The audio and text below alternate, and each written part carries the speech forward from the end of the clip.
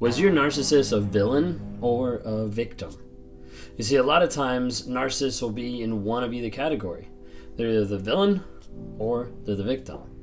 But typically, they'll never be honest about whichever one they are.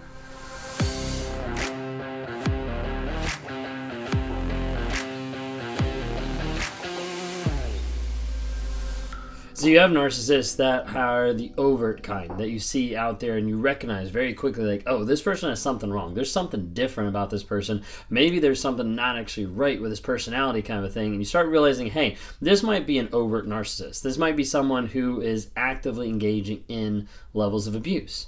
Now, it might just be mentally, emotionally, but it also could be in physical abuse. As narcissists, a lot of times will progress. The more you take them back, the longer they're in the relationship, the more they will accelerate their level of abuse.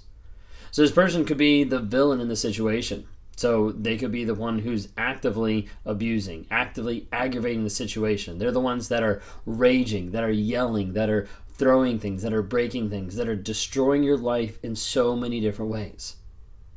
And then there's the opposite side, and there's the narcissist that's the victim. These are the more covert narcissists, the ones that kind of slide underneath the radar that most people outside don't realize, and a lot of times the people in the relationship don't realize what's actually going on. These are the ones that slowly come in and start to nitpick at tiny little things. They start to devalue in different ways. They start to get to you in small little ways that tend to reduce your self-confidence or your self-worth or your self-esteem. And these on the victim side, they'll come in and they'll isolate you. They'll make sure that you're not around anybody else because why would you want to be? You need to spend time with them if you show them love, if you care about them. And they'll try to manipulate you back time and time and time again through a victim mentality. A lot of times I talk to people with one-on-ones and I'll be interacting with them, and some of them are being completely on the villain side where they're like raging, yelling, throwing stuff. And others are that more subtle side. They're more on like the victim side where they're coming in quieter and just saying little things to be able to control and to manipulate the conversation.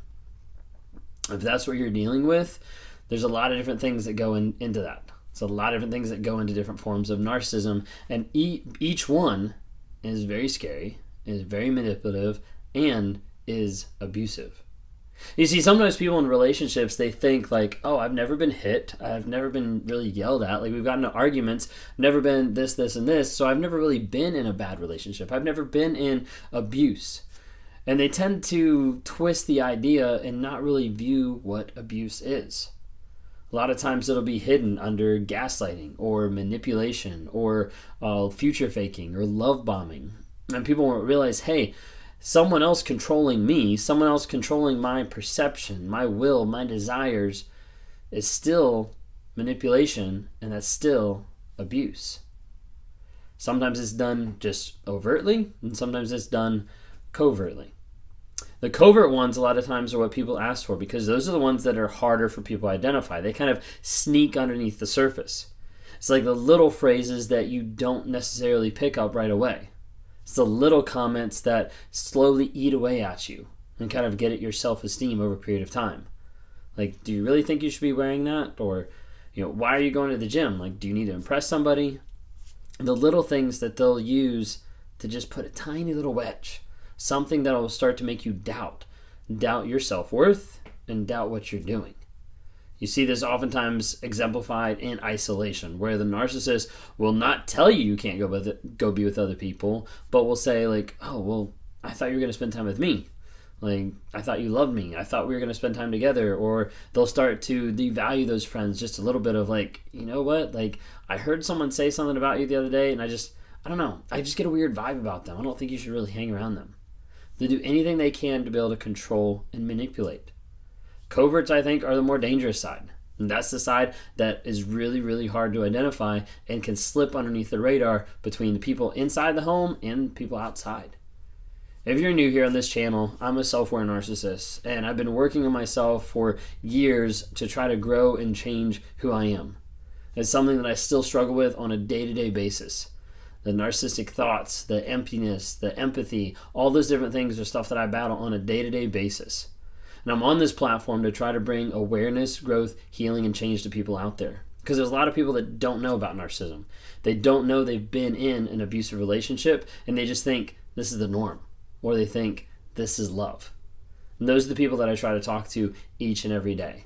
Almost every single day, I'm sitting down talking with someone who's been in an abusive relationship or who's come out of one, and they don't know what to make of it. They haven't found closure. They can't talk to the person anymore. They know that person's toxic for them, but they still want to go back, in countless different scenarios.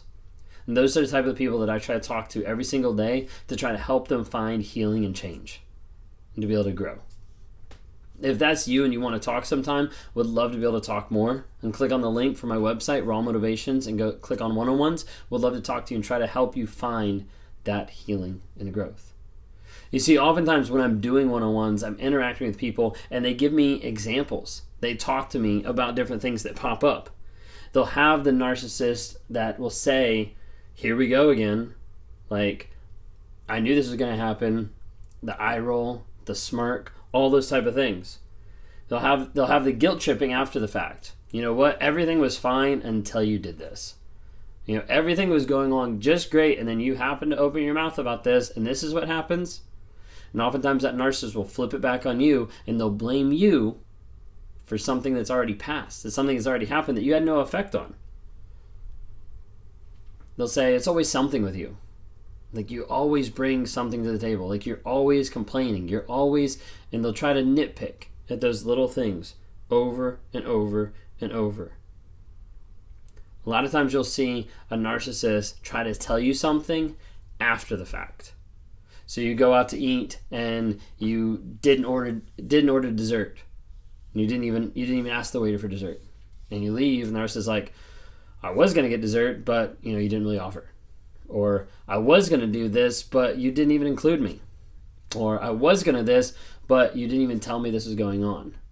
And what they'll try to do is they'll try to play the blame game with you over a period of time. So they blame you for something that's already in the past.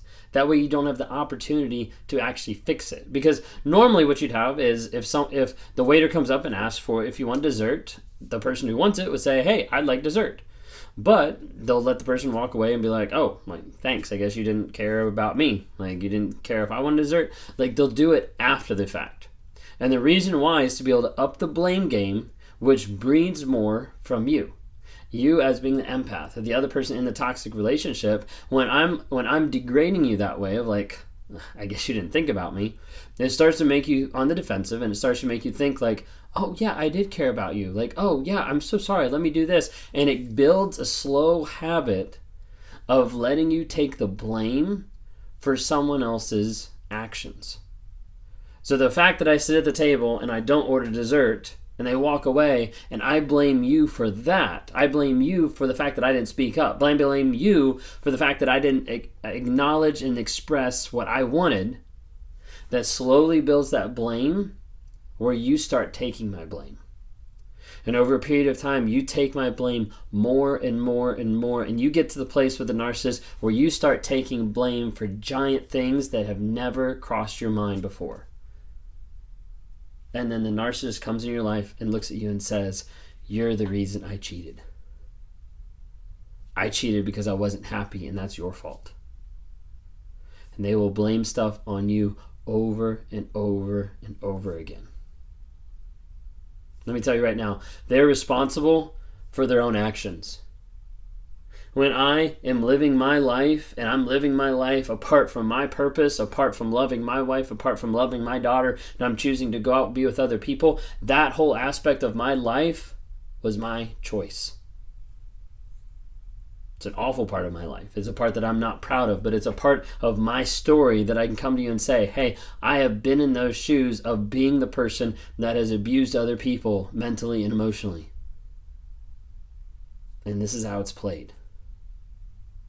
If I can get you to acknowledge blame for something tiny, for something small, then that means I can get you to accept blame for something larger, for something bigger. And as it continues to progress and grow, then any type of shame, any type of guilt that I feel as the narcissist, as the toxic person, I am able to shelve that off to you, and over a period of time, you will start to take it willingly. And over and over. Set boundaries. Grow yourself. Continue to build up your self-confidence, your worth, because that's what it takes to be able to set a difference. Otherwise, it'll keep happening. The abuse will continue. It'll accelerate. It'll grow. From being emotional abuse to mental abuse to physical abuse, you name it, it'll happen. Set boundaries, hold clear consequences, because otherwise that blame game is going to keep going, and the narcissist is going to keep blaming you for the actions and the deeds that they did. If you want to talk more, grab my website, rawmotivations.com. Follow me on TikTok, Instagram, and Facebook. If you're not subscribed by now, please subscribe. Thanks so much.